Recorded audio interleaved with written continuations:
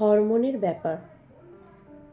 প্রায় 4 বছর পর যখন হঠাৎ আমার কলেজের বন্ধু অনিতার সাথে বাজারে দেখা হলো, তখন আমরা দুজনেই একে অপরকে দেখে অবাক হয়ে গেলাম।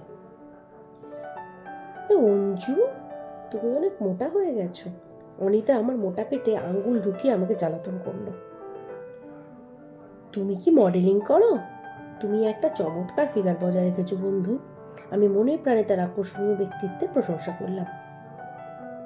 অনিতা বলল, ধন্যবাদ, কিন্তু তোমার ওজন অনেক বেশি। আরে এখন আমি 2 সন্তানের মা হয়েছি, স্থূলতা বাড়তে বাধ্য। ঠিক আছে, বলো দিল্লিতে কি করছো? আমি প্রসঙ্গ পাল্টালাম। অনিতা বলল, আমি মাত্র কয়েক সপ্তাহ আগে একটি নতুন কোম্পানিতে চাকরি শুরু করেছি। আমার স্বামী এখানে বদলির কারণে আমাকেও আমার ভালো চাকরি ছেড়ে মুম্বাই থেকে দিল্লিতে আসতে হয়েছিল। এখন পর্যন্ত আমি এখানে খুব একা বোধ করছিলাম, কিন্তু এখন আমি তোমার সাথে দেখা করে খুব খুশি বোধ করছি। আমি বললাম, আমার বাড়ি কাছেই, চলো সেখানে বসে গসিপ করি। অনিতা বলল, আজ আমার একটি গুরুত্বপূর্ণ কাজ আছে, তবে আমি আমার স্বামী ও ছেলেকে নিয়ে খুব তাড়াতাড়ি তোমার বাড়িতে আসব। অনিতা বলল, আমার কার্ডটা রাখো, আমি তোমার ফোন নাম্বারটা সেভ করে রাখবো। তারপর সে তার পাশ থেকে কার্ডটা বের করে আমায় হাতে দিল। আমি কার্ডের দিকে তাকালাম এবং তার কোম্পানির নাম পড়ে চমকে উঠলাম। আরে, আমার স্বামী অলোক যে কোম্পানিতে কাজ করে, তুমিও একই কোম্পানিতে কাজ করো?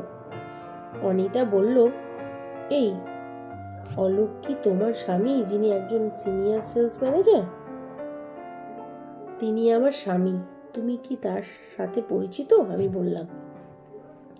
অনিতা বলল, খুব ভালো, আমি হয়তো প্রয়োজনের চেয়ে একটু বেশি তাকে চিনি। এই শেষ বাক্যটা বলার সময় তুমি একটা অদ্ভুত মুখ করছো কেন অনিতা? আমি ভ্রুকুটি করে জিজ্ঞাসা করলাম। তারপর ও একটু চিন্তিত হয়ে দেখতে লাগলো। কয়েক মুহূর্ত ভাবার পর অনিতা একটা দীর্ঘ নিঃশ্বাস ফেললো। তারপর বলল, চলো তোমার ঘরে বসে গল্প করি, আমি আমার গুরুত্বপূর্ণ কাজ অন্য সময় করব। হ্যাঁ চলো, বলো তোমার এত মন খারাপ হঠাৎ কেন? আমি বললাম। অনিতা বলল, অঞ্জু, কলেজে তোমার আর আমার খুব ভালো বন্ধুত্ব ছিল, তাই না? হ্যাঁ, এটা একেবারে সঠিক, আমি বললাম। অনিতা বলল, সেই বন্ধুত্বের কথা মাথায় রেখে তোমার স্বামী অলোক সম্পর্কে তোমাকে একটা কথা বলা আমি আমার কর্তব্য মনে করি। তুমি কি সীমার সাথে পরিচিত? না। সে কে? আমি বললাম। অনিতা বলল, তোমার স্বামীর নতুন বান্ধবী, আমার প্রিয় বন্ধু। পুরো অফিস এটা জানে। কেন জানো না অঞ্জু? তুমি নিশ্চয়ই কিছু ভুল করছো অনিতা। তিনি আমাকে এবং তার 2 মেয়েকে খুব ভালোবাসেন। তিনি একজন খুব ভালো স্বামী এবং বাবা। কোনো মহিলার সাথে তার কোনো ভুল সম্পর্ক থাকতে পারে না।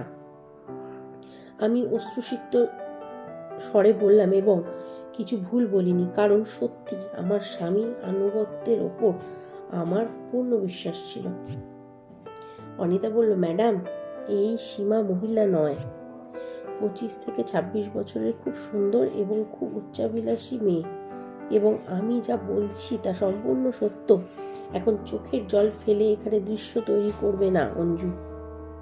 বুদ্ধিমত্তা দিয়ে সব সমস্যার সমাধান করা যায়। চলো, সে বলল। আমার হাত শক্ত করে ধরে আমাকে তার গাড়ির দিকে নিয়ে গেল। সেই সন্ধ্যায় অলোক অফিস থেকে বাড়ি ফিরলে আমার 2 মেয়েই টিভি দেখা বন্ধ করে তাকে জড়িয়ে ধরে। প্রায় 10 মিনিট ধরে তিনি উভয়ের সাথে হাসতে হাসতে কথা বলতে থাকে। আমি তাকে 1 গ্লাস জল দিলে সে হেসে চোখ মেলে ধন্যবাদ দিল। তারপর কাপড় পাল্টে খবরের কাগজ পড়তে বসল। আমি আমার চোখের কোণ থেকে তার দিকে মনোযোগ দিয়ে দেখতে লাগলাম। বয়স বাড়ার সঙ্গে সঙ্গে তার ব্যক্তিত্ব আর আকর্ষণীয় হয়ে ওঠে। নিয়মিত ব্যায়াম, ভালো ভঙ্গি এবং একটি স্বাস্থ্যকর ব্যাংক ব্যালেন্স পুরুষদের আরও কম বয়সী দেখাতে পারে। তার আচার ব্যবহার বরাবরের মতোই ছিল, কিন্তু সেদিন আমি অনিতার কাছ থেকে তার সম্পর্কে যে নতুন তথ্য পেয়েছি তার আলোকে সে আমার কাছে অপরিচিতের মতোই হাজির হয়েছিল। আমি এমনই বোকা যে আমি চিনতে পারিনি যে তার জীবনে অন্য একজন মহিলা এসেছে। এখন কোথায় সে আমার দিকে আদর করে তাকায় আর আমাকে জ্বালাতন করে। তার প্রশংসা শুনে অনেক দিন হলো। আমি বাচ্চাদের দেখাশোনা করতে ব্যস্ত ছিলাম এবং গত 2 মাস ধরে যে সীমার সাথে সিনেমা দেখেছে এবং তাকে লাঞ্চ এবং ডিনারে নিয়ে যাচ্ছে, তাদের মধ্যে কি আর কিছু হচ্ছে? এইসব ভাবতে ভাবতে আমি প্রচন্ড উত্তেজনা শিকার হয়ে উঠছিলাম। অনিতা আমাকে তার সামনে কাঁদতে বা মারামারি করতে নিষেধ করেছিল। সে বলল, আমি এই দুটো কাজ করলে অলোক আমার ওপর রেগে যাবে এবং সীমার কাছাকাছি চলে যাবে। রাতে তার পাশে শুয়ে আমি তাকে একটি মিথ্যা স্বপ্নের কথা বলি। আজ বিকেলে আমি কিছুক্ষণ চোখ বন্ধ করেছিলাম এবং স্বপ্নে দেখলাম আমি মারা গেছি এবং একটি বিশাল জনতা আমার খাট ধরতে লেগেছে। তার চোখে উদ্বেগের অনুভূতি তৈরি করার জন্য যথাসাধ্য চেষ্টা করেছি। অলোক বলল, আরে তাহলে তুমি এই স্বপ্নে এত ঘাবড়ে যাচ্ছ কেন? স্বপ্ন তো স্বপ্নই হয়। আমার দুশ্চিন্তা কমানোর জন্য তিনি হাসি মুখে বললেন। আমি বললাম, আমার স্বপ্নের কথা শুনে হাসবেন না তুমি। যারা আমার খাট বহন করছিল তারা কুজোর মতো বেঁকেছিল এবং খারাপভাবে হাঁপাচ্ছিল। তোমার ছোট ভাই বলছিল বৌদিকে ট্রাকে করে শ্মশানে নিয়ে যাওয়া উচিত ছিল এবং তোমার চোখে কম অশ্রু এবং রাগের শিখাই বেশি ছিল। সেই সময়ও তুমি আমাকে উচ্চস্বরে অভিশাপ দিয়েছিলে যে আমি মোটা মহিষটিকে 1000 বার বুঝিয়েছি যে সে যেন তার ওজন কমিয়ে দেয়, না হলে তার খাট বহনকারীদের ঘন্টা বাজবে, কিন্তু সে আমার কথা শোনেনি। তুমি বলছো ভাইয়েরা সাহস হারাবেন না, আমি একে বহন করার জন্য প্রত্যেকে 500 টাকা দেব। তুমি আমাকে বারবার মোটা মহিষ বলেছে শুনে আমি মরে গিয়েও কাঁদছিলাম। তারপরে হঠাৎ চোখ খুলে দেখলাম আমার চোখের পাতা আসলেই চোখের জলে ভিজে গেছে। এবার একটা কথা সত্যি করে বলো,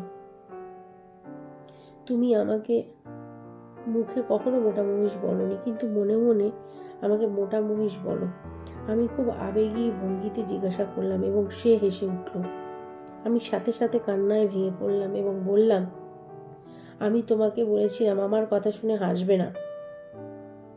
তুমি কল্পনাও করতে পারবে না যে বিকেল থেকে আমি আমার মনের মধ্যে কতটা বিষণ্ণ ও অস্থির বোধ করছি। কিন্তু আজ আমি তোমাকে প্রতিশ্রুতি দিচ্ছি যে আমি আমার ওজন 10 কেজি কম না করা পর্যন্ত আমি বাচ্চাদের ঘরে ঘুমাবো। আরে তুমি কি বাচ্চাদের মতো কথা বলছো? সে প্রথমে চমকে উঠল, তারপর রেগে গেল। আমাকে গালি দিও না প্লিজ। আমার এই প্রতিশ্রুতি পূরণে তুমি আমাকে সমর্থন করবে, আমি বললাম। অলোক বলল, কিন্তু আমি বললাম, প্লিজ। আমি একবার তার কপালে আদর করে চুমু খেয়ে বালিশ তুলে আমার মেয়েদের ঘরে ঘুমোতে গেলাম। ওজন কমানো সহজ কাজ নয়, আমরা সবাই মোটা মানুষ এটা জানি, কিন্তু শরীরে আগুন লাগলে ওজন অবশ্যই কমবে। এই ব্যাপারে অনিতা আমাকে সম্পূর্ণ সাহায্য করেছিল। তার তত্ত্বাবধানে আমার ওজন কমানোর অভিযান পুরোদমে শুরু হয়। সে প্রতিদিন আমার কাছ থেকে রিপোর্ট নিত এবং আমার মনোবল উঁচু রাখার জন্য আমাকে অনেক কিছু বুঝিয়ে দিতেন। অলোক অফিসে চলে যাওয়ার পরে আমি জিমে পৌঁছে গেলাম। তার প্রশিক্ষক অনিতার পরিচিত।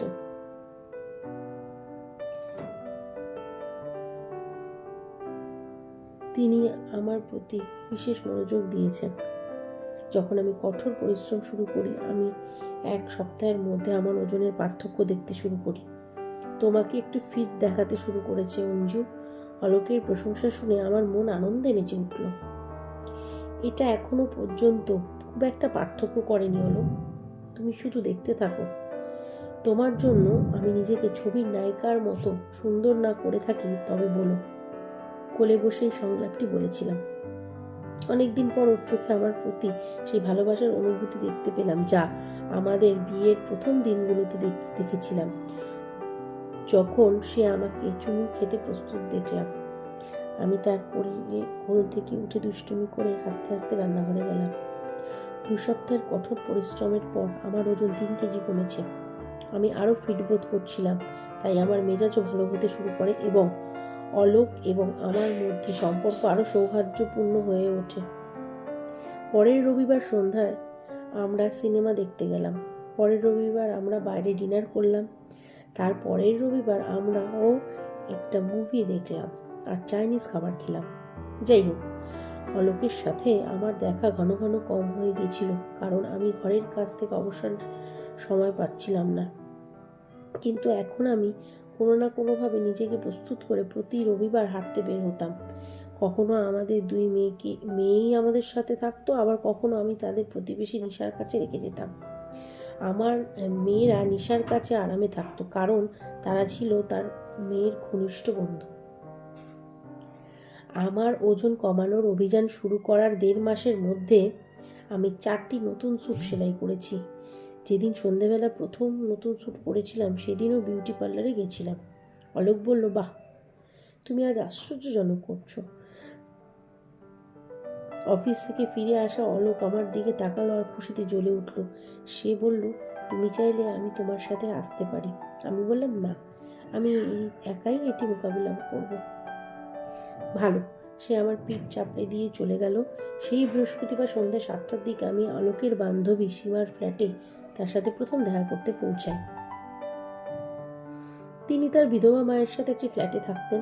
আমি বেল বাজাতেই সে খুলে দিল। আমাকে দেখে তার চোখে বিস্ময়ের ছাপ দেখে আমি অনুমান করলাম সে আমাকে চিনতে পেরেছে। সীমা বলল, এখনই এখান থেকে চলে যান এবং আপনি আমার সাথে যা কথা বলতে চান অফিসে এসে অলোকজির সামনে করুন। তিনি আমার সাথে রাগ করে কথা বলার চেষ্টা করেছিলেন, কিন্তু মনের মধ্যে ভয়ের কারণে তিনি পারছিলেন না। খুব একটা সফল হতে পারিনি।